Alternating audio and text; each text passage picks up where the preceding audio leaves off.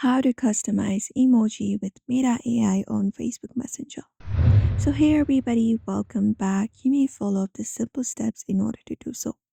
So first of all, you can just go ahead and access your Messenger application, open it up onto your particular device, and once you open it up, you need to be logged in first, and you should be finding chats, or you can just go ahead and create a new chat at the moment.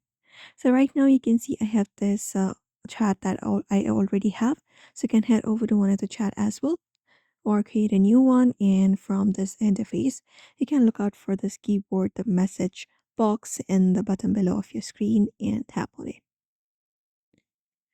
Now, once tapped on it, the keyboard appears on your screen. You can look out for this emoji icon, the one with the smiley face on your right hand side. So just go ahead and click on it. And once clicked on it, here you'll be finding AI feature if it is already on your reason and everything. So you just need to go ahead and use the search bar at the top, and you're just gonna go ahead and type in the prompt. So you can just go ahead and type in any kind of prompt or anything, and once that is done, you can just go ahead. Let me just go ahead and type in something like dog crying.